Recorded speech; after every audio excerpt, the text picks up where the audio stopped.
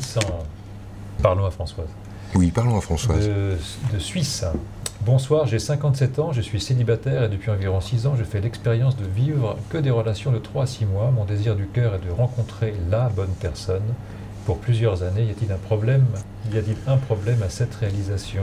La réponse est dans la question, Françoise. La réponse est dans la question, Françoise. Tout est dit dans la bonne personne. La bonne personne, Françoise, c'est celle qui est là. Mais toi, tu veux pas la personne qui est là. Toi, tu veux la bonne. Ce qui doit renvoyer sur ton désir d'être bonne. Ce qui te donne deux informations à propos de toi, Françoise, et qui effectivement coince la situation. Le désir d'être bonne pris dans la formule relativement vulgaire, mais qui dit « j'ai peur de mon corps, j'ai peur d'avoir vieilli, j'ai peur de ne plus être assez séduisante, je voudrais être bonne ». Et je ne veux pas faire face à ce que je produis, je ne veux pas faire face à mon ombre, pour utiliser un mot qui commence un peu à être galvaudé à mes yeux, mais je ne veux pas faire face à mon ombre. Et du coup, je cherche une personne qui va me renvoyer ma lumière et qui va me renvoyer que je suis bonne. Et là, en fait, voilà, la réponse était dans la question. Lorsque tu acceptes de respirer la peur que tu as de ne plus avoir le corps de tes 43 ans, oui, la dernière fois que tu t'es sentie bonne, et que tu vas accepter que tu ne veux pas connaître tes parts d'ombre. En fait, ce que tu es en train de faire, Françoise, avec ta bonne volonté, c'est de vouloir éclairer ton ombre. Et ça passe pas. Ça passe pas du tout. Suivez-moi. Lorsque vous êtes en train de dire « je veux éclairer mon ombre », ça veut dire en fait « je ne veux plus d'ombre ». Ça veut dire « je veux transformer mon ombre avec ma grande lumière du divin ». Ça veut dire « je veux venir avec ma lumière pour qu'il n'y ait plus d'ombre ». Mais ça, franchement, ce projet-là qui est éradiquer l'ombre en soi, revient à éradiquer le mal en soi, revient à éradiquer l'expérience soi. Nous sommes faits d'ombre et de lumière. Il est hors de question d'éradiquer le mal en soi. Il est hors de question d'évacuer l'ombre en soi. Ce que vous appelez l'ombre, ce que vous appelez le mal, ce que vous appelez votre côté sombre n'est juste qu'une formulation, une définition. C'est rien d'autre. Le mal en soi, c'est quelque chose que l'on décrète comme étant mal. Tu comprends? Ici, avoir deux femmes, c'est mal. 1000 kilomètres au sud, avoir une femme, c'est mal.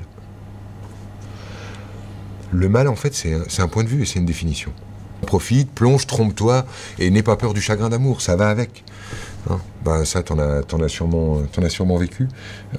Après, tu peux quand même, évidemment, mais je le renvoie chez tout le monde, hein, je pense que tu l'avais déjà vu, évidemment, si je me fais des relations de 3 à 6 mois, il y a sûrement quelque part en dessous l'idée de je veux une relation, mais il y a, à mon avis, une peur de la routine en dessous. Peur de la routine, peur du quotidien. Je vous ai déjà parlé de mon père. Je vous en ai parlé avec beaucoup d'émotion parce que les derniers mois de mon père, il les a vécus sur un lit dans le salon à la maison, dans un lit médicalisé pour les 3 derniers mois de sa vie. Et il est mort d'un cancer colorectal, qui est une mort assez moche parce que, si vous voulez, tu as tous les organes qui pourrissent au fur et à mesure. Tous les jours, en fait, tu pourris un petit peu dans ton ventre. Et voilà, et ça part comme ça en pourrissant. Pour vivre ce moment-là, en France, on te propose l'intervention d'une infirmière. Et ma maman, en fait, a regardé comment l'infirmière procédait pour voir comment on pouvait changer les pansements et faire en sorte qu'il puisse passer sa journée dignement. Et tous les jours, il fallait refaire ça du mieux possible, de façon à ce qu'il puisse le mieux passer ce moment-là. Moi, quand j'ai observé ce truc-là, c'est-à-dire quand j'ai vu que ma mère ne voulait pas de la présence de l'infirmière, mais qu'elle voulait apprendre à le faire pour respecter la pudeur de son homme et qu'il puisse mourir dignement, alors que ça la mettait tous les jours face à son homme qui était en train de disparaître morceau par morceau, je me suis promis, quand j'ai vu ça, alors que j'étais dans mon couple précédent à l'époque, je me suis dit, si Si un jour je vais vers une autre femme et que je rencontre une autre femme, ce sera une femme qui sera capable de faire ça pour moi. Ce sera une femme qui sera capable de m'aimer lorsque je ne suis plus rien, qui sera capable de m'aimer lorsque je ne suis pas grand, quand je suis pas fort, quand je ne suis plus rien, quand je suis parti, quand je suis en train de pourrir, quand je suis en train de mourir.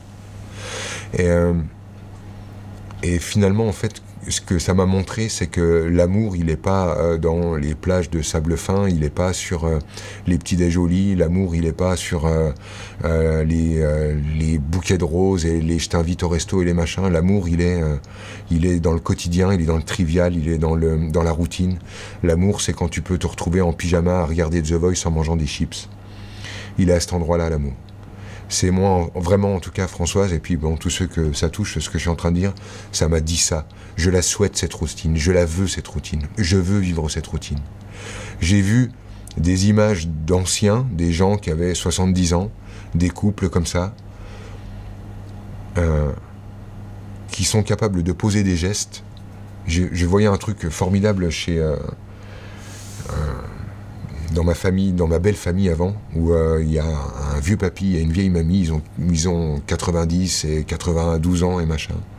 Et bon, voilà, ils se chiffonnent encore et machin, ils vivent leur truc, ils ont bien la pêche, mais des fois, en fait, tu les vois faire un geste, et tu sais que pour que ce geste ait lieu, il faut avoir vécu 60 ans ensemble.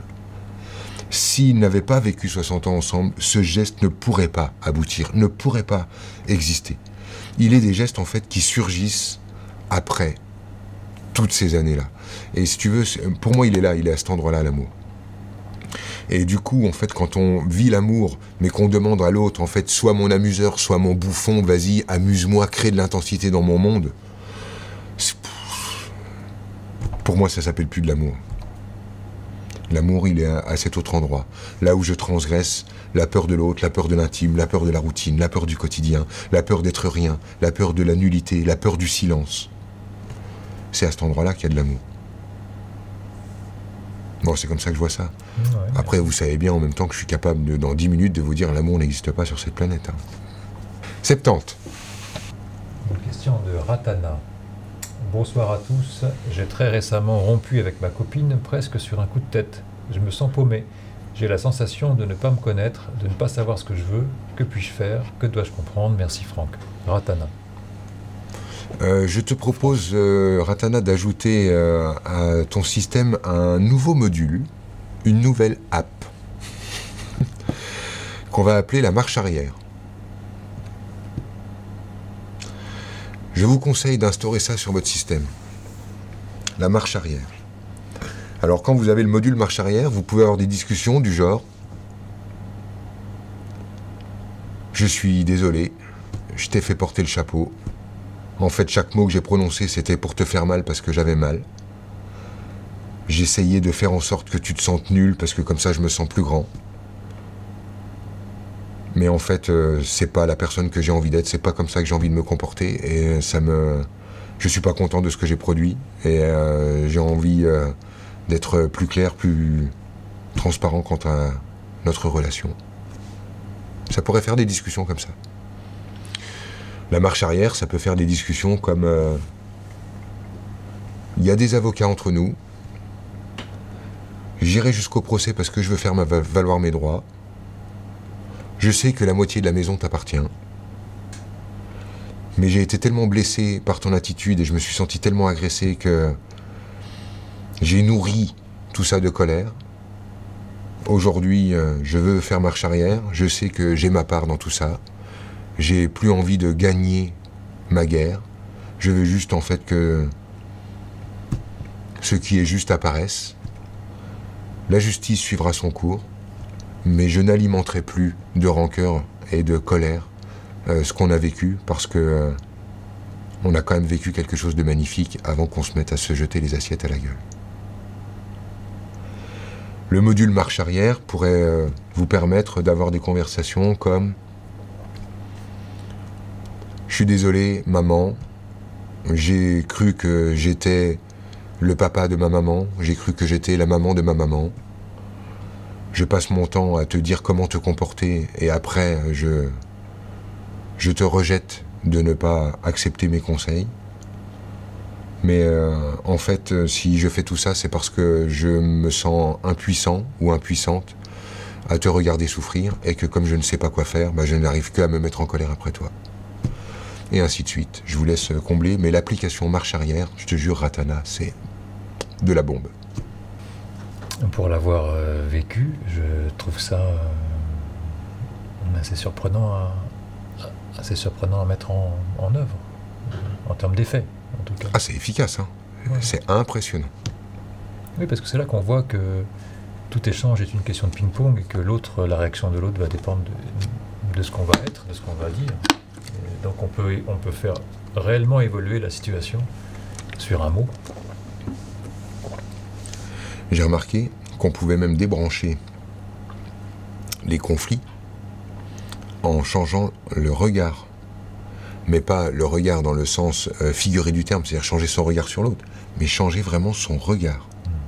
C'est-à-dire tu te mets à le regarder et dedans, tu te mets à abaisser les armes, à regarder avec tendresse, à envoyer ta sincérité, à te mettre en accord avec ça, et tu vois l'autre descendre, ça se calme, ça redevient vrai, et la discussion aboutit. Pour ce qui me concerne, il y avait toujours cette logique de vouloir gagner. Ouais, je comprends. Moi aussi j'ai ça. J'ai ça. Alors maintenant, je le fais pas toujours, c'est pas quelque chose que j'applique systématiquement. Mais si tu veux, j'ai remarqué un truc, j'ai une anecdote à ce propos que je raconte de temps en temps et je vais pas y manquer une fois de plus. J'étais avec Vanessa en stage et on se retrouve, on est comme ça à une table, tu vois, c'était un stage immersion et il y a une nana qui est là et puis qui nous dit, en gros, elle nous dit, j'ai envie de vous baiser tous les deux. Bon, on la ramène au bon endroit, on lui dit non, ça va aller, on va se débrouiller entre nous, c'est pas trop notre cam, c'est cool, on va se détendre. Il doit y avoir une bassine d'eau froide là-bas, vas-y, détends-toi. Et un peu de temps passe, et à ce stage immersion, les endroits où on logeait étaient éloignés de l'endroit où on bossait, de la salle où on travaillait. Et je vais vers l'endroit, vers ma chambre là-bas, qui était à l'autre bout du terrain. Et en y allant, je discute avec cette femme en question qui me pose des questions. Et je m'arrête avec elle et je parle. Et puis il y a Vanessa qui passe sur le chemin derrière moi et qui va vers le truc. Et je profite de son passage pour me séparer de celle qui me posait ces questions. Et puis je rejoins Vanessa. Et Vanessa me dit... ça va votre petit jeu? Et là, je sens la crise d'orgueil de l'homme touché dans sa vérité. Mais comment peux-tu dire ça? Je suis en train de répondre, je fais le boulot, nous paye pour ça, tu te rends compte, machin, mais comment peux-tu imaginer? Puis de toute façon, j'en veux pas de cette femme, mais à quoi tu joues, nanani? Et si bien, en fait, je mets tellement de rhétorique, tellement de puissance là-dedans, que lorsqu'on arrive à notre chambre, Vanessa, carrément se sent fautive, me demande pardon, et carrément, elle est triste, quoi. Et là, je sens vraiment que d'avoir gagné ma guerre, là, je me sens sale, dégueulasse. Je sens que... tu sais, ce sentiment-là de... berk. Et je sens que je suis encore plus mal d'avoir bien gagné avec tout mon pouvoir, tu vois, qu'autre chose, quoi. Et je me rends compte, en fait, que puisqu'on vient de faire une discussion et que j'ai raison et qu'elle a tort, on n'a fait que la moitié de la discussion. Une discussion, en fait, elle est complète lorsque je fais l'autre bout du chemin, c'est lorsque j'ai aussi tort et qu'elle a raison. Et donc je me penche sur moi et je me rends compte que, mais oui, elle n'a pas filmé. Bien sûr que j'adorais me sentir désiré par cette femme. Bien sûr que j'avais aimé, moi, le petit coq, tu vois, admiré par la poupoule. En fait, elle n'avait pas filmé du tout. J'avais adoré être ça, j'étais bel et bien en train de me rouler dedans, elle n'avait pas dormi, elle voyait bien le bon truc. Et finalement, dans cette discussion, elle avait tort, comme j'avais bien pu le démontrer, et raison, comme elle avait bien pu l'exprimer. Et moi, de mon côté, j'avais tort et raison.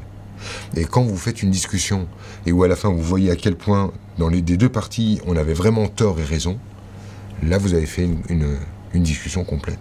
Ça débranche bien, ça aussi. Pourquoi j'ai des douleurs? Bas de dos, L4, L5. Merci. Théogène, Canada. Ok, L4, L5, Théogène, ça renvoie sur le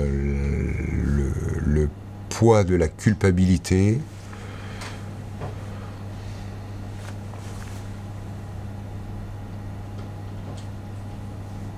De ne pas être devenu un grand conférencier. On est sur la culpabilité de ne pas avoir osé devenir ce que j'avais envie de devenir.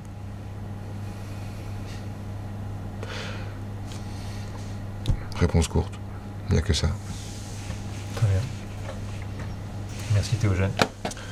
Ouais, il faut abdiquer la Théogène.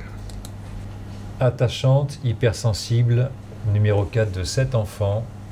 À 11 ans, papa décédé, indifférence choquante. À 18 ans, ne pas rater le bac, la anorexie, pas d'examen, pas d'échec. Maman et sœur décédées, pas de pleurs, pourtant bienveillante, empathie innée. Pourquoi ce paradoxe? Nad. Bien tout simplement parce que ça n'en est pas un, Nad. C'est pas un paradoxe. L'hypersensibilité, c'est de la sensibilité refoulée. Tout simplement. En fait, les hypersensibles, à mes yeux, n'existent pas. Exactement comme le phénomène gogo spirituel de l'éponge. Ça n'existe pas. Les émotions que je ressente sont de moi. Et lorsque je suis dans un phénomène d'empathie, c'est un partage entre deux personnes et deux personnes qui portent une émotion similaire. Et l'hypersensibilité, en fait, ce sont des personnes en fait qui refusent de ressentir leurs émotions. Du coup, elles sont envahies, débordées par des tsunamis émotionnels. Mais ça devient un tsunami alors qu'au départ, c'est une vaguelette. Ça devient un tsunami parce qu'on essaye de contrer une vague. Essaye de contrer une vague, même petite, tu vas t'apercevoir que il n'y a juste aucun moyen. Ça finira par te déborder et te noyer. Donc les gens hypersensibles se noient dans leurs émotions, mais en fait ils se noient dans leurs émotions parce qu'ils se noient dans leur déni d'émotions. Ils se noient dans leur refus de les ressentir. Donc à refuser ma sensibilité, je me décrète hypersensible. Et quelle est la démarche des hypersensibles? Édulcorer leurs émotions. Tu vois? C'est-à-dire que la solution qu'ils cherchent pour leur hypersensibilité, c'est d'édulcorer leurs émotions, qui est le problème de leur hypersensibilité. Tu comprends le truc? Ouais. C'est là que ça devient complètement dingue. C'est-à-dire je suis hypersensible, donc je cherche des moyens de me couper des émotions, alors que c'est le fait que je me sois, coupé de mes émotions qui me rend hypersensible. Il n'y a aucun paradoxe là-dedans. Voilà, tu te coupes de tes émotions, c'est pour ça que tu te décrètes hypersensible.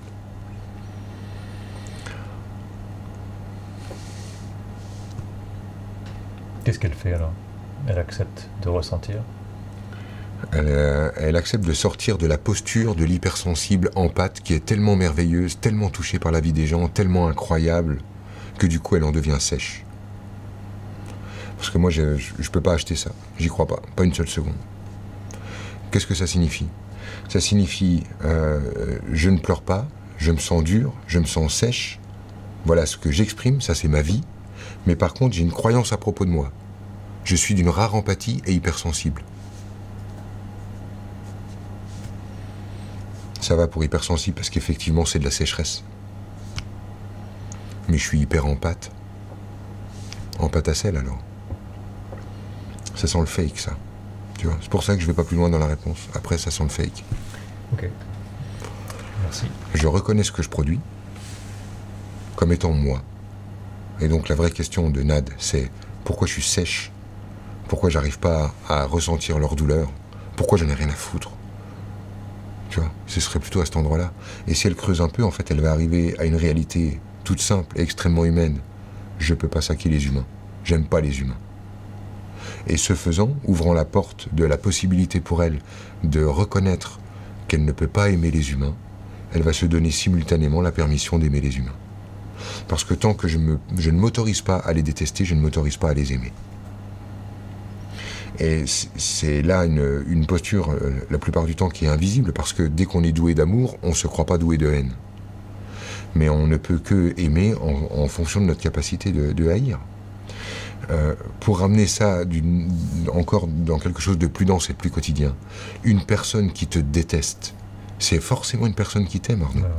Sinon, elle ne prend pas le temps de te détester. Elle t'ignore. Jamais quelqu'un va tourner autant d'énergie et d'attention à détester quelqu'un qu'elle n'aime pas. Une personne qu'on n'aime pas, on va... Enfin, tu comprends. Bah, on l'ignore. On l'ignore. On est sur un autre sujet. Et là, en fait, c'est ça que je ressens chez Nad. C'est ce que tu es, c'est ce que tu exprimes. C'est tout. C'est tout ce que tu deviens. Donc plutôt que de te raconter je suis ça, mais j'exprime ça, ou je suis ça, mais je vis ça, raccorde les deux avec de l'honnêteté et de l'intelligence. Qu'est-ce qui empêche de raccorder les deux?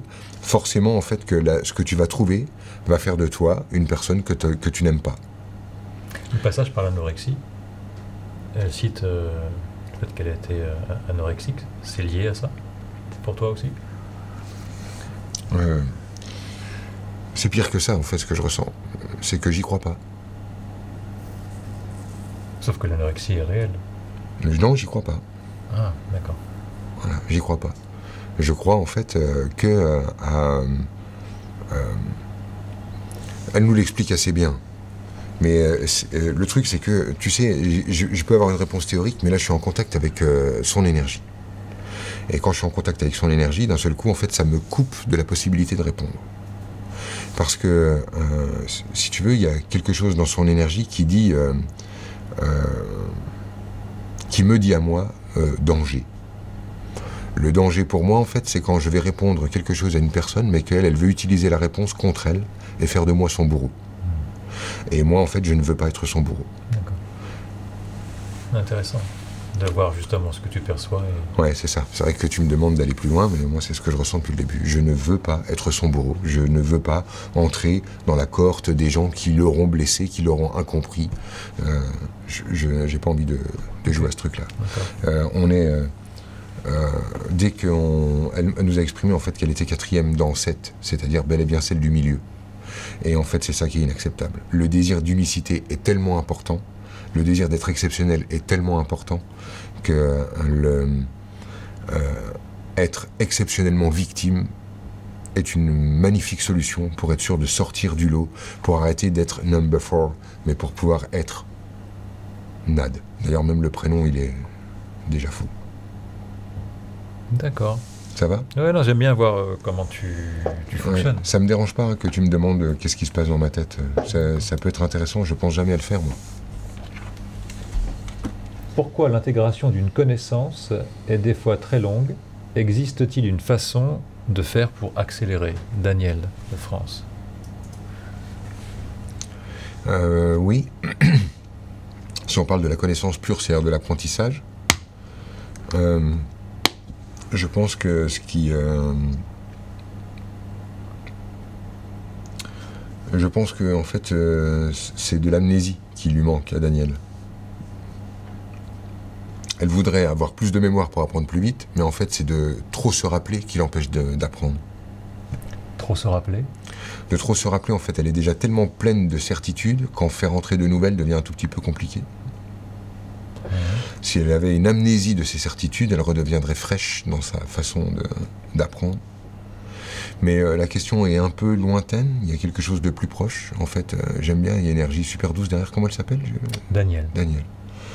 Il y a une énergie en dessous qui est super douce parce qu'en fait, elle pose presque une question pour pas me déranger. C'est super gentil, Daniel, de faire ce truc-là. Je sens qu'elle me pose le truc un peu loin pour dire ok, j'ai ma pudeur, mais en même temps, j'ai pas envie de t'emmerder avec mes questions.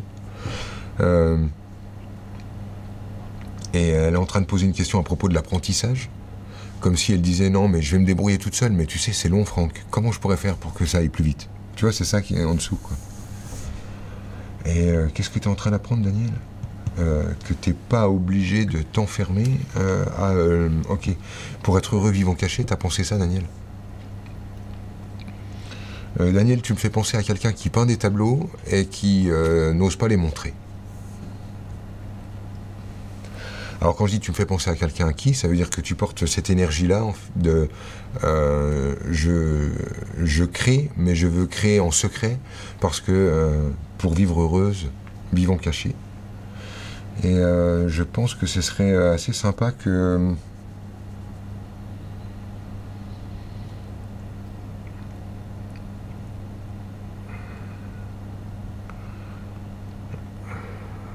tu montres ton travail inabouti et que tu dépoussières ta maison. Ton énergie, elle est remplie d'objets en fait qui sont... Il y a vraiment la question de la mémoire dans ton énergie. À chaque fois que je retouche, j'arrive à cet endroit-là, je pense que en fait, tu es entouré de vieilleries qui sont là parce qu'elles te rappellent des bons moments. Et que j'ai l'impression qu'elles agissent un peu comme un élastique, t'empêchant d'en créer de nouveaux. Tu sais comment que c'est, on s'entoure avec des trucs parce que ça peut toujours servir, ou parce que ah bah ça c'était un machin, alors non mais ça c'était le truc qui venait d'eux, alors du coup bah... Et puis sans sombrer dans le minimalisme japonais, Arnaud. Il y a peut-être moyen quand même de dépoussiérer et d'oser te séparer de ton musée. Ah, putain, c'est que des images comme ça qui arrivent, Daniel. Me séparer de mon musée pour pouvoir exposer mes nouveautés. Hein, tu vois, et je suis toujours sur la question de ce que je crée et me permettre de créer de quelque chose d'inabouti. Et tant pis pour ce qu'on en pensera, en fait, parce que finalement, quoi, bah, Daniel aussi, elle est inaboutie, donc pourquoi pas. Et puis tous les humains sont inaboutis, donc pourquoi pas. 118. Chaque fois que tu rentres en contact comme ça avec une énergie, donc tu la ressens donc de l'agréable au désagréable. Oui. Oui, c'est ça. Et elle n'est pas agréable ou désagréable en soi. Elle est agréable ou désagréable à mes yeux. Ouais. Hein, ça change tout. Hein. Ah ouais, c'est bel et bien simplement vu par moi. Donc moi qui vois à travers mes traumas, mes angles de vue sur la vie, etc. Mais effectivement, ouais.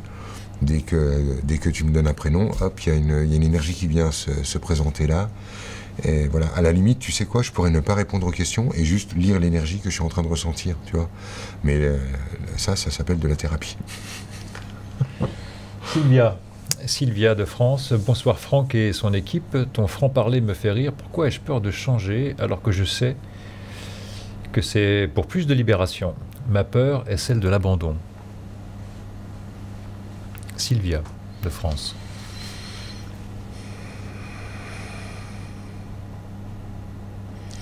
Ah, c'est marrant, tu vois, Sylvia, mais j'arrive dans un truc... j'ai l'impression que t'as fait le boulot.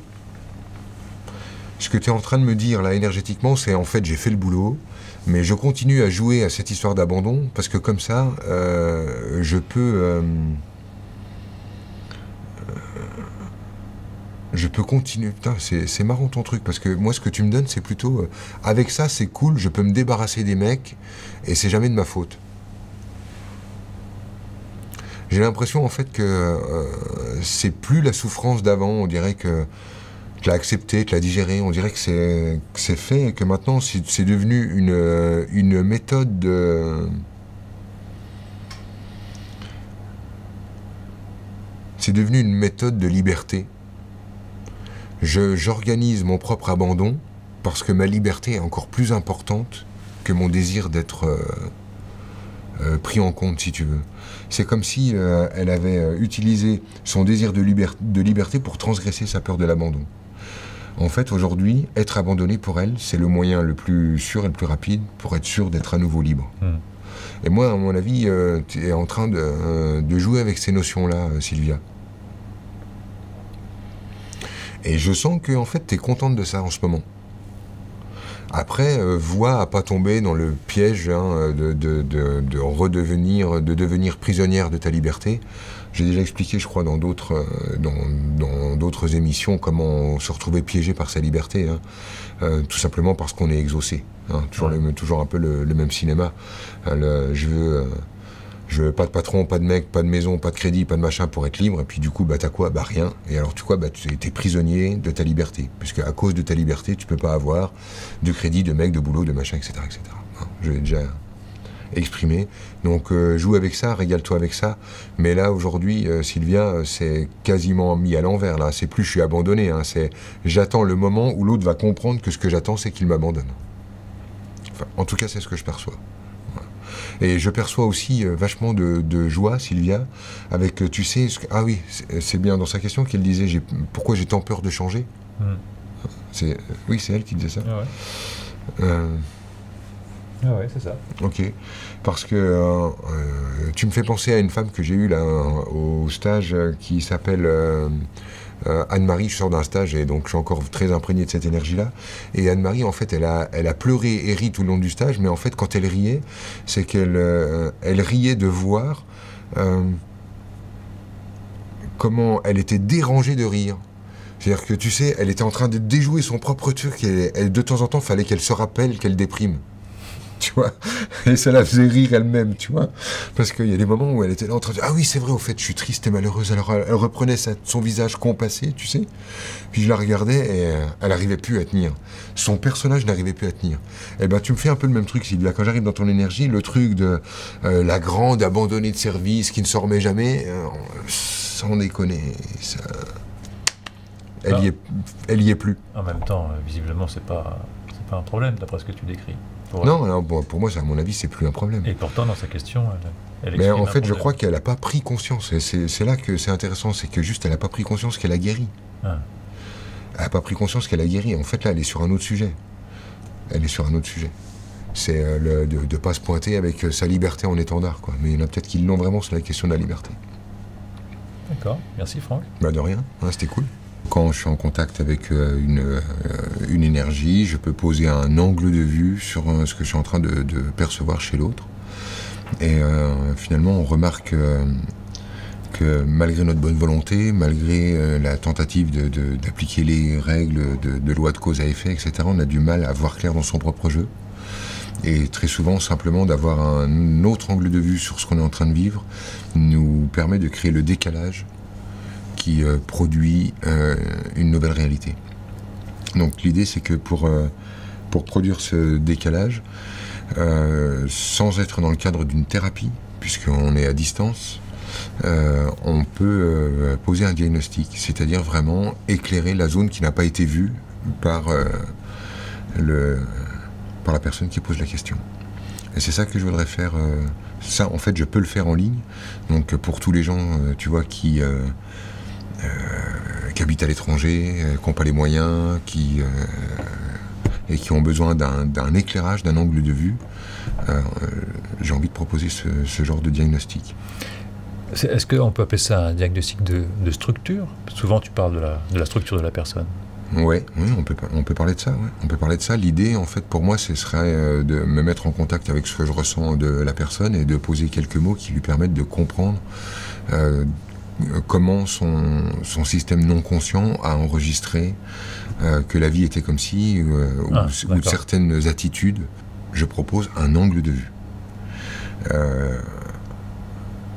Après, je ne suis pas dans une démarche de faire bouger la structure de l'autre qui, en général, déclenche une réaction. Je veux être là quand il y a ces réactions. C'est pour ça que je travaille en stage. Donc il y a une différence entre bouger les choses chez l'autre et simplement, en fait, éclairer la perspective de l'autre depuis simplement un autre angle de vue. Et l'idée, en fait, qui vraiment préside à tout ça, c'est que je ne propose pas une idée pour que l'autre remplace mon idée, enfin son idée par la mienne, mais bel et bien d'ajouter son point de vue au mien, même d'ailleurs s'il est antinomique. On a une telle recherche de vérité que parfois on oublie que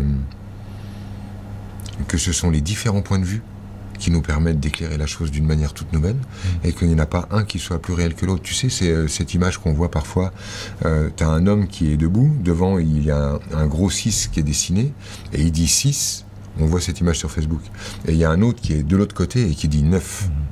Et l'idée, en fait, c'est de comprendre qu'il n'y en a pas un des deux qui a raison ou tort. C'est une belle image. Si j'accepte mon 6 et que l'autre accepte son 9, on commence d'avoir une plus belle perspective de l'objet qu'on est en train de contempler. Et c'est à ça que j'ai envie de jouer avec les gens. On part sur une question. Ouais. Annick. Salut Annick. Bonjour Franck, bonjour Vanessa, j'ai de gros problèmes de santé, peux-tu m'aider à guérir? Que se passe-t-il au niveau de mon cou? Les dents sont-elles en cause? J'ai dit tout à l'heure que j'allais pas faire un truc, donc du coup j'ai envie de le faire. J'ai dit que que je pouvais aussi décrire ce que je ressentais simplement comme énergie quand je me mettais en contact avec celui qui est en train de poser la question. Annick me renvoie sur un ancien garçon manqué quand j'arrive dans son énergie. Elle me dit en fait qu'elle s'est la plupart du temps un peu comprise comme un homme dans sa façon de se percevoir, presque sans raison. Et ça dit un espèce de truc comme ça. Elle me parle aussi de l'envie de chanter, pour vraiment préciser, parce que quand je ressens l'énergie d'une personne, en fait je ressens des trucs super précis, mais après je suis obligé de vachement trier, si tu veux, pour que ça puisse s'intégrer dans la structure de l'autre. Imagine en fait que quand je parle, dès que je me mets en contact, j'ai une masse d'informations qui arrive, et après il va falloir que je rende cette masse d'informations digeste au système de l'autre. Ouais. Et du coup, je suis obligé de gommer, enlever ça, je dis ça, mais si je lui dis ça et qu'elle ne le comprend pas comme moi, ça va pas le faire, tu vois, parce que ce que je ressens ne sont que des interprétations. Des interprétations de mon mental qui met en forme ce que j'ai déjà capté à un niveau invisible. Et si je pousse encore un petit peu dans ce que je ressens, Annick, on joue vraiment. Après, tu le mets à la poubelle si t'as pas besoin, ça n'a vraiment aucune importance. C'est juste parce que on trouvait avec Arnaud que ça pouvait être judicieux que les gens comprennent ce qui se passe en moi quand je joue à ça. Et quand j'arrive dans ton énergie, donc j'ai ça, ce garçon manqué, on ne sait pas pourquoi, qui d'ailleurs a été transgressé, hein, c'est-à-dire que je pense que tu as fait ce qu'il faut pour te sentir femme, justement malgré ça, comme construit là-dessus. Et l'idée que j'ai en dessous, la deuxième info que j'ai, c'est que je la vois en train de vouloir chanter des chants celtiques, voire irlandais, dans une espèce de taverne avec des gens et de se marrer avec. Et c'est la deuxième image qu'elle m'envoie. Ce qui me parle quand même de son cou, puisque je suis en train de parler de chanter et qu'elle me parle en fait du chakra de la gorge. Donc j'irai dans cette direction-là sur la peur de m'exprimer et la peur d'être... c'est la peur de ma propre folie. Hein, j'irai là-dessus. Je veux pas être folle comme qui, tu complètes la case en blanc, hein, Annick. Donc je pense que ça renvoie sur la peur de la folie. Et le truc... ouais, c'est ça. En fait, on va bien là. Comme j'ai pas le droit à cette folie-là, mais que je désire entrer en contact avec les parts de moi qui ne sont pas si raisonnables, je suis folle de douleur.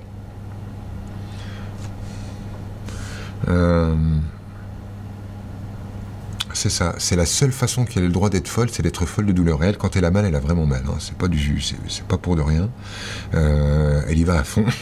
Merde, je rigole, c'est pas drôle. Enfin, je rigole de comment la structure enregistre les choses, quoi, tu vois, comment elles se mettent à faire, à produire quelque chose. Mais voilà, je suis à cet endroit-là pour toi. Je veux être folle, donc si je n'ai pas le droit d'être folle en dansant comme une tarée dans une taverne à chanter des chants irlandais avec des lutins, eh bien tant pis, je vais être folle de douleur. Mais je suis là-dessus. Renouer avec sa folie et le droit de m'exprimer comme une folle, ce qui signifie pour toi m'exprimer en public sans forcément avoir la légitimité pour. Voilà, c'est ça en fait que je ressens pour Annick. Mais alors quand tu reçois toutes ces informations énergétiques, c'est quoi? C'est comme un... On te déverse quelque chose. Tout semble arriver en même temps en fait. Oui, tout arrive en même temps. Après, il y a cette couche-là qui se produit dans la relation-là, mais si je suis avec elle et que je lui exprime la première couche, elle va me révéler une seconde, et on va affiner, tu vois, jusqu'à un moment où se produit ce qui se produit quand on affine. C'est parce qu'elle réagit à ce que tu dis qu'il se passe ça, ou même si elle ne disait rien? Non, en fait, même si elle dit rien, ça se passe parce qu'elle réagit au fur et à mesure. Là, elle est en train de réagir. C'est-à-dire que si j'y retourne, j'ai déjà une autre qualité d'énergie. D'accord. Donc j'y retourne. Ouais. Hein, on joue à ça, c'est ça. Ok. Ok. C'est pas ça qu'elle voudrait que je regarde. En fait, ce qu'elle veut voir, c'est qu'à cause d'elle, ses enfants sont malheureux. Tu vois le genre? C'est une énergie, hein, toujours, que je capte, et que moi je traduis en mots.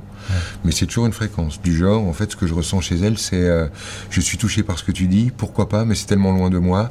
Par contre,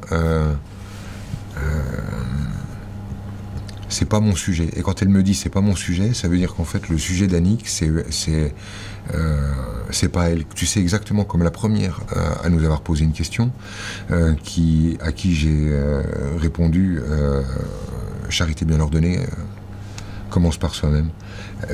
Quand j'arrive à cette couche-là, c'est-à-dire quand j'enlève celle que je viens de lui dire, elle, ce qu'elle me sort derrière, c'est oui, mais en fait, le problème est ailleurs. Ce qui, bon, après, voilà, si j'étais dans une relation avec elle, donc face to face, je serais en train de lui dire non, à mon avis, là, toi, tu te sers de cette boucle-là pour ne pas avoir à transgresser la peur de l'autre et à chanter ton truc en public. Ouais, du coup, on comprend que ça prenne du temps et que quelques jours de stage ne sont pas trop pour approfondir. Alors, ça prend du temps parce que comme j'aime tout comprendre, je n'attire à moi que des gens qui aiment tout comprendre. Je passe beaucoup de temps à créer un chemin pour le mental pour qu'il intègre ce qui se produit de manière non visible et énergétique. Sinon, en fait, on pourrait faire exactement le même truc en silence. Ce qui me pose problème, en fait, là-dedans, c'est que si je faisais ce travail en silence, je ne pourrais pas gagner l'argent que je gagne. Donc ouais, ça, c'est un problème. Ah bah oui, pour moi, c'est un problème. Question suivante. Tu parlais de sécurité tout à l'heure, mais tu vis en haut de la montagne. Oui, j'attire à moi des gens qui ont des problématiques qui sont la mienne. On ne fait qu'enseigner nos propres sujets. Sandrine, de France, de Chambéry, semble-t-il. Bonjour, ayant une grosse partie de mon traumatisme, suis-je encore à ma place pour mon travail? Merci, bonne continuation. Ayant une bonne partie de mon traumatisme, suis-je encore à ma place pour mon travail? Je ne comprends pas la question. Non plus. Donc c'est là que la clairvoyance devient utile. Absolument.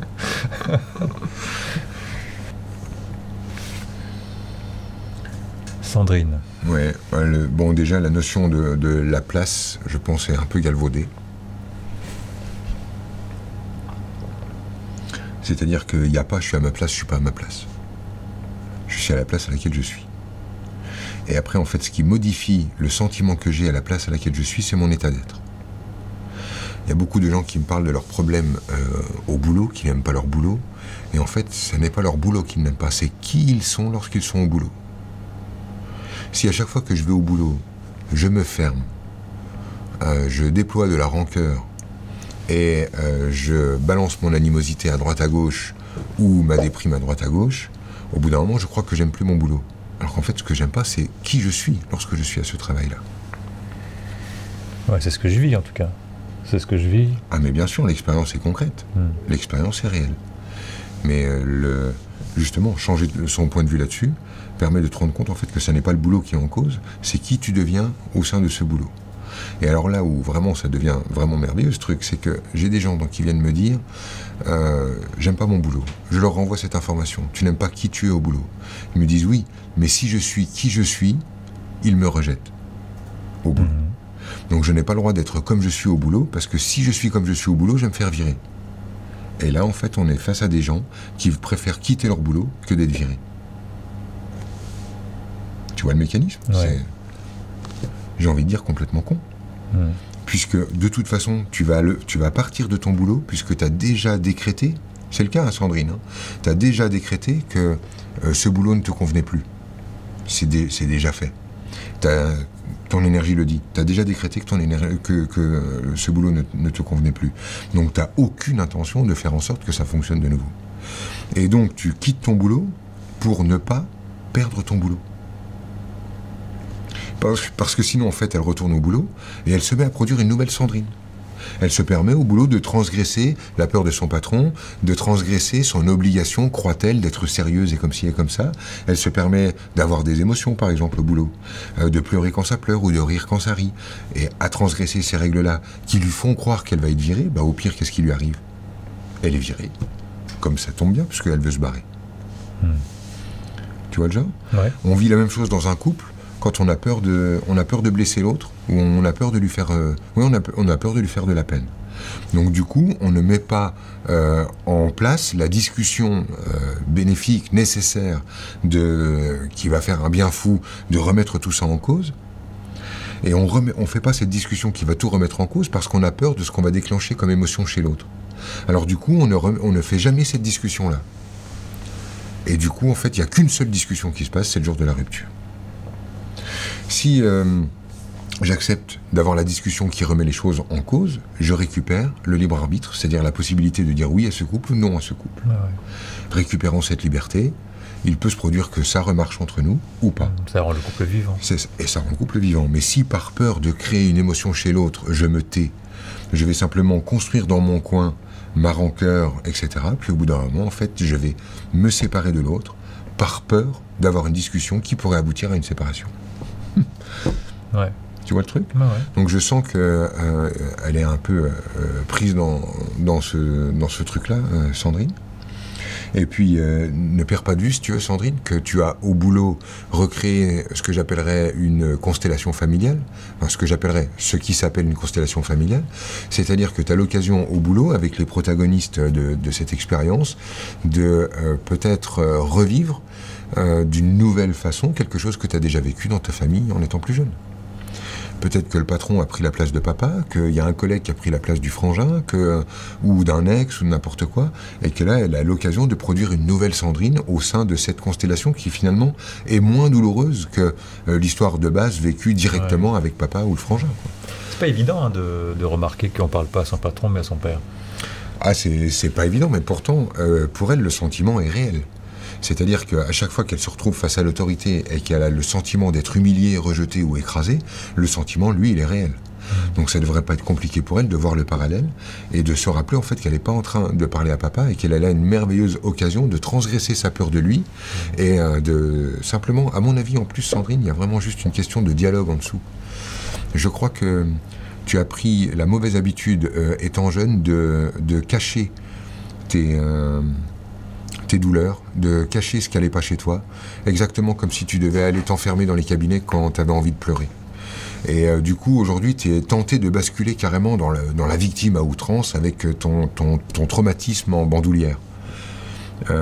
Peut-être que tu pourrais renouer avec l'idée d'exprimer ce que tu ressens en temps réel sans avoir ce truc de j'accumule, puis au bout d'un moment, tout doit casser. On peut à un moment donné décider que le boulot qu'on a ne nous convient plus. Bah évidemment. On peut décider que le boulot qu'on a ne nous convient plus, et j'ai encore envie de faire le parallèle avec le couple, de dire on peut décider que le conjoint qu'on a ne nous convient plus.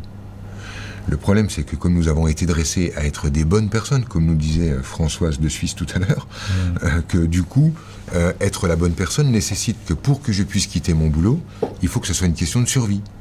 D'où l'épidémie de burn-out. Ouais. Pour que je puisse quitter mon homme, il faut qu'il soit un pervers narcissique. Comme ça, c'est une question de survie.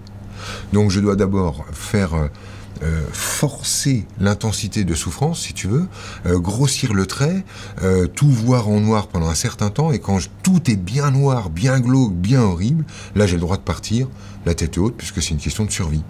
Tout simplement parce qu'on a peur de décevoir. Ouais. Ah ouais, ok.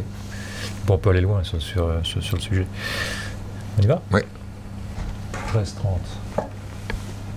Valérie nous dit « Bonjour Franck, je sors de mes gonds.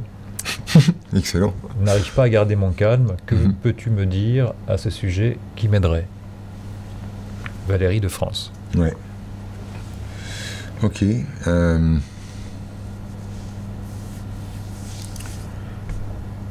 Sympa.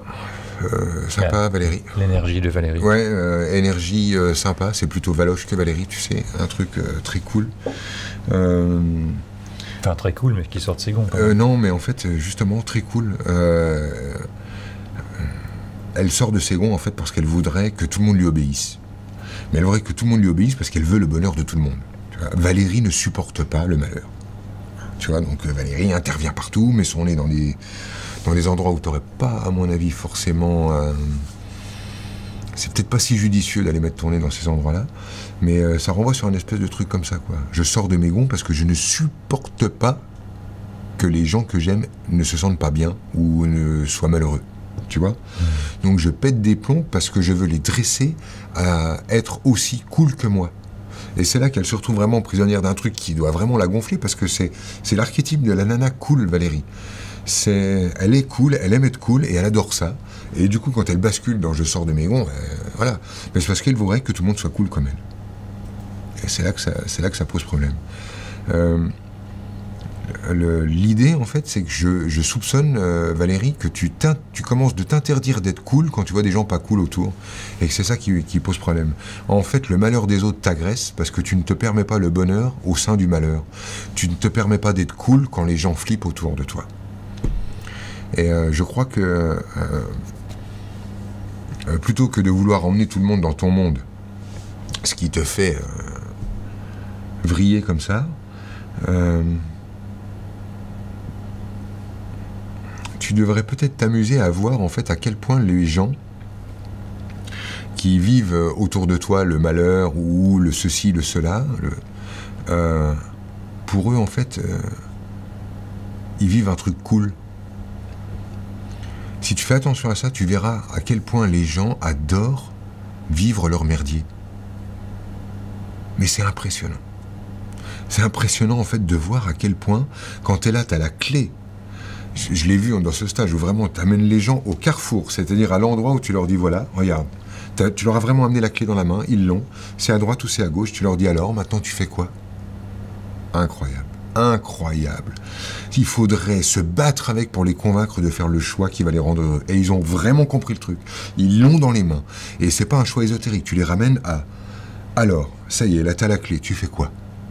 Et tu vois, mais là, tu comprends l'immense résistance qu'il y a à accepter de changer son petit merdier habituel, son petit truc et tout ça.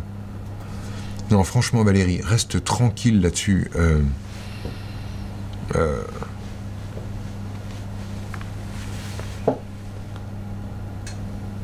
Toi, en fait, ce qui te permet aujourd'hui d'avoir cette posture que moi je ressens comme celle qui a la possibilité comme ça d'être cool, c'est ton chemin. Alors laisse les autres faire leur chemin, quoi. Et essaye peut-être de je pense que ce que je t'ai dit a suffi. Pour moi, c'est bon.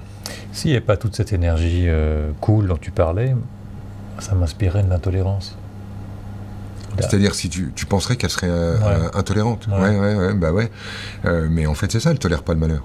Donc on est bien dans de l'intolérance. Mais donc, ne pas tolérer le malheur, quelque part, c'est cool. Tu vois.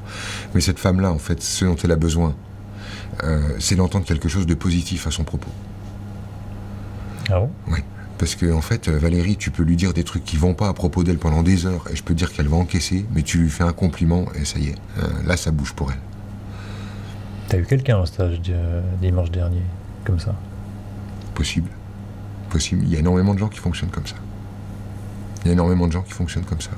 Et quand tu sens ça, en fait, elle a juste besoin, en fait, que quelqu'un la comprenne dans sa coolitude. Que quelqu'un le reconnaisse chez elle. Ils disent non, tu filmes pas, il y a vraiment ça chez toi, tu peux t'appuyer dessus, c'est un atout chez toi, ça marche ce truc-là. Ah, tu filmes pas, ça veut dire que tu te racontes pas d'histoire. Ouais, tu filmes pas, ça veut dire que tu te racontes pas d'histoire. Mais tu n'es pas spécialiste en film et en truc comme ça. Ouais, mais. Alors Arnaud. C'est la première fois que j'entends. Non, tu filmes pas, c'est ça. Ça n'a rien à voir avec mettre un film plastique sur un saladier. Non, tu filmes pas, tu te racontes pas d'histoire, il y a vraiment ça en toi. Ouais. Et il y a des gens, en fait, chez qui il y a juste besoin de pousser ce truc-là, dire non, c'est bon, c'est ok, vas-y, t'es au bon endroit, respire. Ouais. Ne pas vouloir la solution que tu présentes, qu'ils ont comprise, c'est aussi vouloir être... finalement, on est maître de ce qu'on connaît déjà. Oui. On maîtrise, on maîtrise notre malheur. Bien sûr, mais attends, il y a le... il y a déjà, on maîtrise, on a notre habitude, c'est exactement, il y a notre maîtrise du malheur, mais il y a d'autres enjeux. Il y a...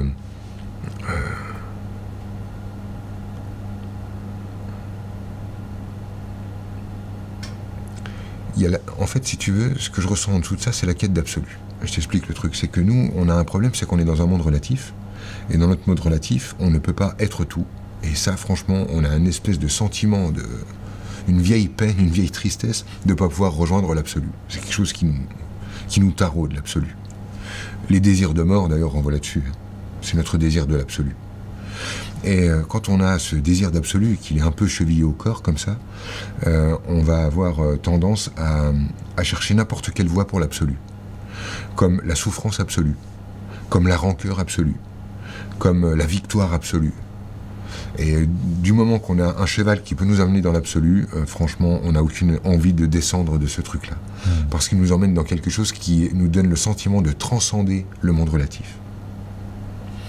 Et c'est comme ça que certaines personnes arrivent à basculer, par exemple, dans la haine absolue.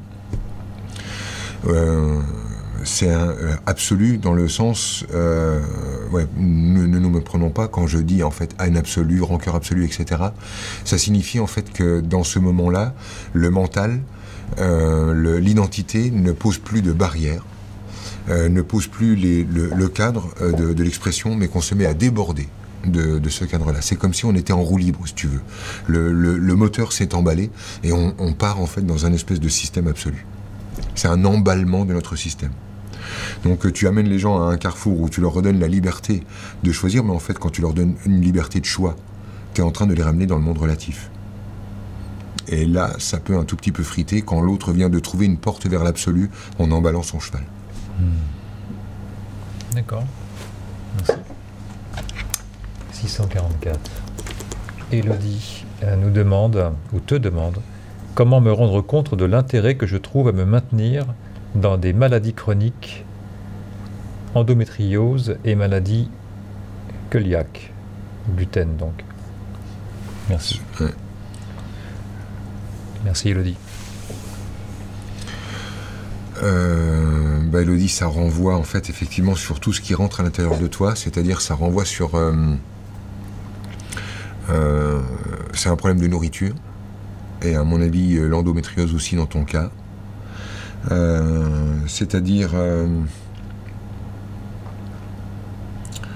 je m'empoisonne inconsciemment parce que je n'accepte pas de vivre cette vie, parce que ça n'est pas moi qui l'ai choisi.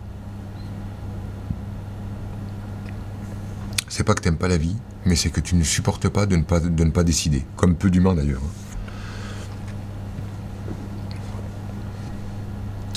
En fait, ton système, il dit, on m'a fourgué la vie, pas on m'a donné la vie, on me l'a fourgué. Je suis obligé de la vivre. Et du coup, il y a le libre arbitre à abdiquer là-dedans, dans le système d'Elo.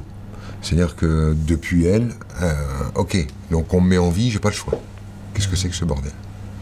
Et du coup, elle renvoie directement sur un fort désir de mort, parce qu'en fait, plus elle s'approche de la mort, plus elle a le sentiment qu'elle est mortelle et qu'elle va mourir, d'où les maladies chroniques, plus elle va récupérer la capacité de choisir. C'est-à-dire de dire, ah ok, donc si je peux choisir de mourir, je peux choisir de vivre. Mais elle veut que le choix vienne d'elle. Je crois en fait que ce avec quoi tu t'empoisonnes, c'est avec le sentiment qu'on t'a fait un sale coup en te mettant au monde.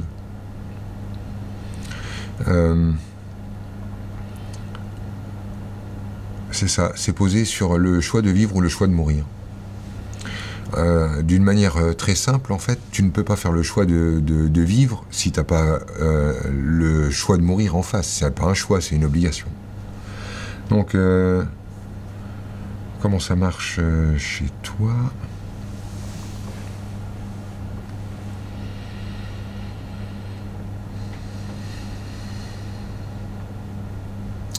Ok, disons que tu peux transformer ton envie de mourir, sous-jacente et inconsciente, cela dit, bien évidemment, Hello, dit, non pas en t'empoisonnant avec une alimentation qui flingue ton système, mais en jeûnant.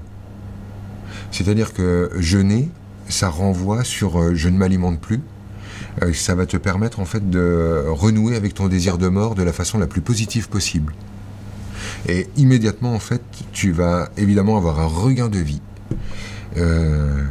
Et tous les jeûneurs pourront te dire ça. Mais... Quand tu jeûnes, tu as un regain de vie phénoménal. Absolument. Et c'est simplement parce que tu n'es plus en train de produire le geste de survie élémentaire qui est de mettre de la nourriture dans ton corps. Faut quand même apprendre à jeûner. Faut pas juste s'arrêter de manger. Ok, donc Arnaud ajoute ça, va voir un pro, fais-toi aider. Moi, je suis novice là-dedans. Jeûner, pour moi, ça consiste juste à arrêter de manger pendant jusqu'à ce que je craque et que je mange. Voilà. Non, il y a des gens qui font ça super bien. Ben, j'ai appris à jeûner, j'ai fait, je sais ce que c'est, et ça peut être fait avec beaucoup de douceur et beaucoup d'intelligence. Donc ça fait longtemps que... En Russie, le jeûne, en Sibérie, c'était un système de santé national. Oui, tu sais, en fait, en Europe aussi, ça s'appelait le carême. Le carême, c'était combien de temps? En fait, je parle surtout du vendredi saint. Ah oui, non, c'est autre chose. Mais oui, d'accord. Donc voilà, si jamais vous voulez jeûner, c'est plutôt les paliers alimentaires en douceur. Mais ne vous lancez pas à arrêter de manger d'un coup. Ce serait pas bien. C'est pas bon pour le corps. C'est mal, donc? C'est pas bien. Ok. Autre chose pour cette jeune personne? Ou cette personne, pardon. C'est le prénom qui me fait penser qu'elle est jeune. Mais... Comment elle s'appelle? C'était pas Elodie? Ah oui, c'est Elodie. Ouais. Ouais, c'est ça. Bah, les Elodie, elles ont 36 ans, il me paraît. C'est jeune. Ah bah, pour moi, c'est jeune. Qu'est-ce qu'il dit d'autre, Elo?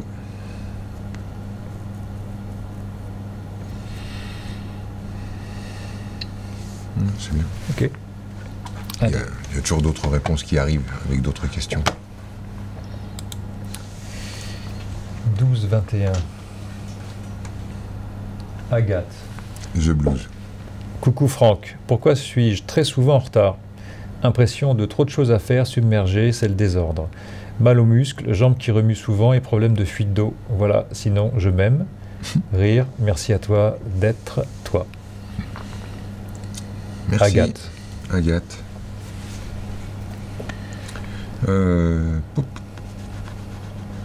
Alors j'arrive en retard, franchement, sans déconner, c'est ton sujet, Agathe.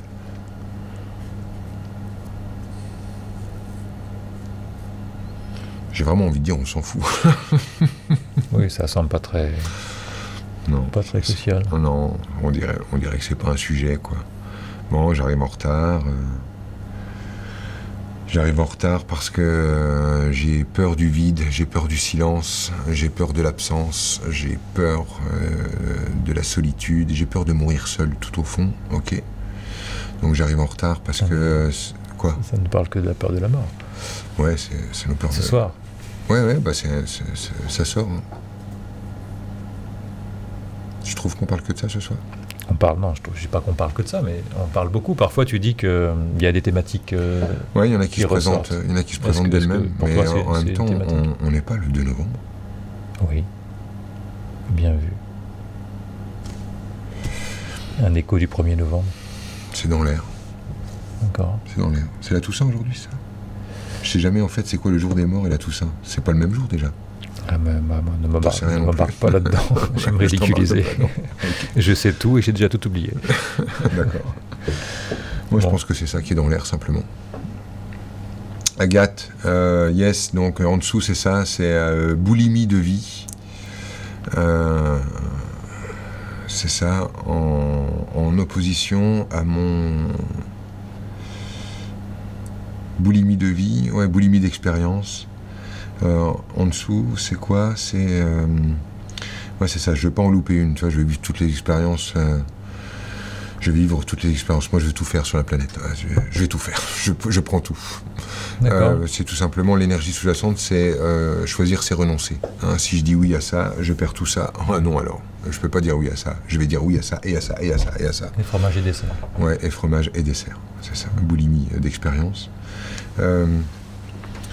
Mal aux muscles et fuite, c'est la même information. T'as mal aux muscles parce que tes muscles manquent d'eau, hein, tout simplement. N'importe quel naturopathe pourrait te dire ça, ou peut-être que je me gourre, mais en tout cas moi je peux te le dire. Il y a un manque de flotte et donc ça renvoie sur le même truc avec les fuites. Et tout ça, c'est quoi? C'est j'en fais trop, Agathe. Ah ok. Agathe, faut aller au théâtre. Faut aller au théâtre parce que si tu veux, Agathe, ton système, il fait que tu joues dans ta vie des jeux, mais des jeux d'actrices, des jeux qui se jouent normalement sur une scène de théâtre. Et tu te mets à faire de la confusion dans ta vie d'humain, où tu te mets à en faire trop. Tu sais, quand je surjoue mes émotions, je surjoue ma joie, je surjoue ma peine, je surjoue mon engouement. Il y a un truc comme ça que je ressens dans ton énergie, Agathe, de j'en fais trop. De manière générale, dire, ça raccorde au temps aussi, hein, donc avec ce qu'on voyait au départ, j'en fais trop. Et je pense que ce qui te permettrait de recaler ça d'une manière plus judicieuse dans ta vie d'humaine, c'est d'en faire trop dans un endroit qui est cadré pour ça. Exactement comme si tu as envie de dire à un gars qu'il serait judicieux qu'il exprime sa violence, autant qu'il aille l'exprimer sur un ring. Parce qu'on est dans un cadre fait pour ça, codifié, dans lequel en fait il va pouvoir exprimer sa violence. Mais c'est exactement la même chose quand tu as ce désir d'en faire trop, ça peut être judicieux d'aller en faire trop au théâtre. Tu vas, et là effectivement tu vas pouvoir jouer tous les rôles, donc renouer avec la boulimie d'expérience, avoir le droit d'en faire trop et d'en rajouter à fond, et de le faire dans un cadre légal va faire que dans la vie, d'un seul coup, tout ceci va pouvoir se tempérer, s'équilibrer, puisque ça sera exprimé de l'autre côté. Et ce qui, t'as peut-être pas fait le rapprochement, Agathe, mais le coup des fuites et du manque d'eau dans les muscles, c'est j'en fais trop avec mes émotions, elles débordent, j'en fais trop, et c'est pour ça que je conseillerais d'aller balancer ça dans le théâtre. L'eau n'est pas mise au bon endroit, dans son corps, comme dans son système de vie. L'eau n'est pas mise au bon endroit. C'est-à-dire les émotions ne sont pas utilisées à bon escient. L'eau dans le corps, en fait, elle doit aller dans certains systèmes. Là, les muscles ne sont pas assez irrigués. L'eau n'est pas utilisée à bon escient. En fait, il s'agit en dessous de mes émotions ne sont pas utilisées à bon escient. Donc là, le théâtre, c'est idéal. Puis en plus, Agathe, c'est ça qui ça ne m'étonnerait pas qu'elle en fasse déjà. Et peut-être qu'elle essaye de jouer tellement juste qu'elle n'ose pas en faire trop. Il faudrait peut-être aller dans le burlesque. Oui, j'ai fait de l'improvisation et là, on ne peut pas se cacher avec de l'improvisation. Parce que le personnage arrive quelques secondes avant. Ouais. Et ça nous permet de... Moi, par exemple, j'ai constaté que je faisais toujours le même personnage. Ouais, ça c'est dingue. Je comprends. Au bout d'un moment, tu te dis, je vais pas passer la semaine à faire le même personnage. Je comprends. T'es bien obligé de t'improvises et à chaque fois que t'improvises, c'est le même clown qui sort. Tu te réfugies derrière la même personne et tu te dis, tiens, mais finalement, c'est vrai que c'est moi depuis beaucoup d'années. Et donc là, tu peux renoncer à ce personnage, consciemment. Il est bientôt minuit, on avait dit qu'on arrêterait vers minuit. Encore une question et puis en même temps... parce qu'on ne va pas travailler le 3 novembre, parce que là on va perdre tout le... Il y a en même temps une vague, on avait dit qu'on ferait un tirage au sort pour une vague. Ouais, tiens, Agathe. Agathe, voilà. Agathe, elle vient en vague. 12-21 pour Agathe. Encore une question, Franck? Et puis on arrête là. Ouais, avec plaisir. Ça te va? Ouais, ça me va. 12-37. Fatima. Bonsoir, j'aimerais savoir qu'est-ce qui fait que je n'ai pas encore stabilisé ma vie perso et professionnelle. Je ressens aussi une forme de lourdeur dans ma vie qui me ralentit, voire parfois, et me freine sur le plan financier. Donc je ressens aussi une forme de lourdeur dans ma vie qui me ralentit, voire parfois me freine sur le plan financier. Merci beaucoup. Bonsoir Fatima. Alors, je ressens, si tu veux, Fatima,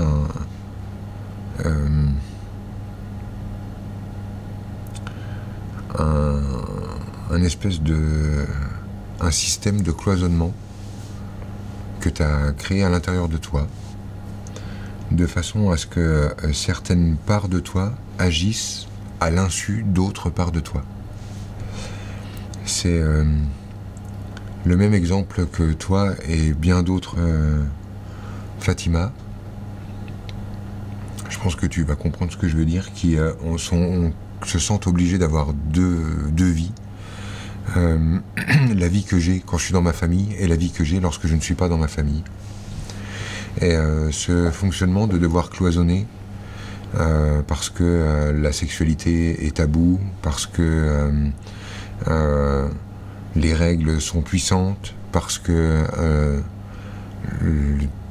la femme que tu es est une femme respectueuse de l'autre, et bien du coup tu te mets à cloisonner Fatima en différents espaces.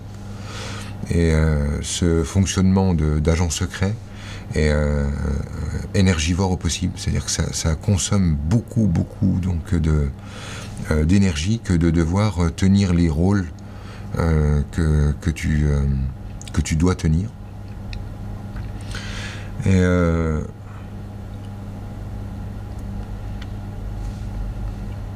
ok. Et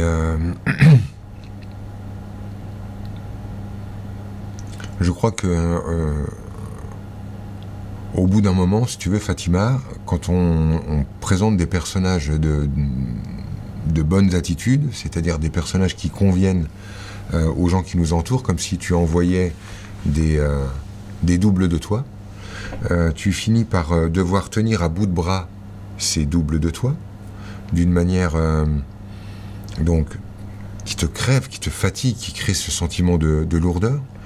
Mais le problème, en fait, surtout, c'est que avec ce personnage que tu tiens et que tu présentes aux uns et aux autres, tu attires une espèce de faux amour qu'on pourrait appeler les likes, tu sais, comme sur Facebook. Et donc tes personnages reçoivent des tas de likes, mais ces personnages, en fait, sont créés de façon à ce qu'on ne connaisse pas réellement Fatima, à ce qu'on ne sache pas réellement ce qui se passe dans son cœur, dans sa vie, dans ses tripes. Et du coup, en fait, tu peux obtenir des likes autant que tu veux avec ta bonne attitude, en étant compétent au boulot, en étant une bonne amie, en étant une bonne frangine, en étant la bonne fille, etc. Mais tous ces likes, en fait, ils arrivent sur le personnage que tu es en train de tenir à bout de bras, mais ils n'arrivent pas au bon endroit, ils arrivent sur le personnage. Et toi, comme tu es caché derrière le personnage, en mode agent secret, bah, cet amour n'arrive jamais jusqu'à toi. C'est-à-dire que tout cet amour récolté, bah, il arrive sur le personnage en carton, et puis le soir, quand on repousse son personnage en carton, et là, en fait, je peux élargir et le dire dans tout le groupe. Il y a un moment vraiment extraordinaire quand vous avez fini votre journée, ce qui donc vient de nous arriver à tous, puisque là, c'est la réponse à la dernière question. Lorsque tu vas te retrouver devant ton miroir quand tu te laves les dents. Quand tu te laves les dents devant ton miroir, c'est un moment très particulier de la journée où tu te regardes. Et au moment-là, en fait, ton double de toi en carton, celui qui te sert à obtenir des likes toute la journée, il est posé sur ton lit, là, à l'entrée de la chambre. Il n'est plus là.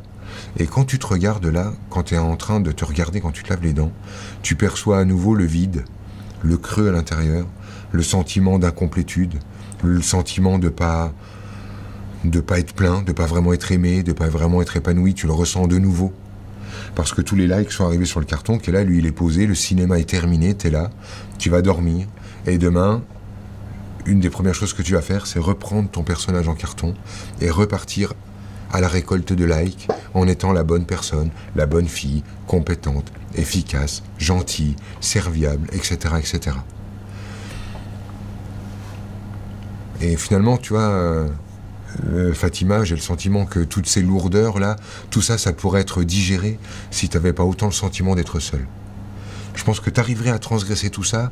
Il y a de l'énergie, il y a tout ça. Tu pourrais transgresser tout ça si tu arrivais à arrêter de te sentir aussi seul. Et je crois en fait que ce truc-là des personnages fait que tu envoies tellement d'images et toi tu es tellement bien à l'abri derrière que du coup bah, tu te retrouves seul même quand il y a du monde. Et que... et voilà, en fait aujourd'hui je suis hyper content que ta question ait été tirée parce que bah, du coup bah, tu es un peu moins seul. On entre en contact, on communique, je fais attention à toi, tu comptes. Mais si tu vois, il y avait ne serait-ce qu'une, vraiment une ou deux personnes qui se mettaient à connaître réellement Fatima, c'est-à-dire avec laquelle tu puisses vraiment te mettre à délirer, à raconter tes fantasmes, tes délires, tes erreurs, le jour de ta pire honte, là où tu déconnes, quand tu mens, quand tu triches, quand tu voles, quand tu... Tout et n'importe quoi, mais qu'il y ait au moins une ou deux personnes sur cette planète qui te connaissent vraiment Fatima. Moi, j'ai décidé de faire ça dans mon couple. Pour que, au moins sur cette planète, il y ait une personne qui sache tout. Pour que plus jamais j'ai le sentiment d'être inconnu. Même si le monde entier, je continue mon cinéma parce que être la meilleure personne, être la bonne personne et avoir toujours raison est tellement génial, bah au moins il y a une personne qui me connaît. Et en fait, je crois que tu as juste besoin de ça, d'un véritable coming out, de mettre au dehors ce qui est là tout enfermé dedans, et que tu ne distribues, si tu veux, que par petits morceaux. Et chacun a droit à son petit morceau de Fatima, mais tu as besoin d'une personne qui connaisse Fatima entièrement. Parce que quand tu vas lui dire tout ça, Toi, d'un seul coup, en fait, en donnant à l'autre l'occasion de connaître Fatima entièrement, tu vas te permettre simultanément de te connaître entièrement. Vous allez être du coup deux à vous connaître entièrement. Et à partir de là, à mon avis, ça devrait commencer de redevenir confortable avec toi. Ah, voilà. Merci. Merci Franck et merci Fatima. Voilà, la soirée se termine. J'espère que elle vous aura intéressé. Parfois, moi, quand je lis un livre, pour le peu que j'ai lu une page intéressante, ça justifie d'avoir lu le livre. Si vous partez ce soir avec une idée, au moins une idée, eh ben, moi je serai content. Merci en tout cas Franck. Merci Arnaud. Alors, d'ici la prochaine ligne directe, nous allons produire une série de vidéos gratuites. Donc là, vous verrez passer ça sur Facebook et probablement sur Instagram. Voilà. À très bientôt. Merci Franck. Et je profite Arnaud. pour remercier Yva, qui a lu les 1400 questions et qui les a réécrites. Zélia, qui est au fond là-bas et qui a changé les caméras, qui est merveilleuse. On a Vanessa, on a Eric, on a Benjamin, on a encore Vanessa, on a Isobel et on a Franck. Et ma maman. Sans qui rien n'aurait été possible. C'est vrai. À bientôt. Bonne soirée et merci. Bonne soirée.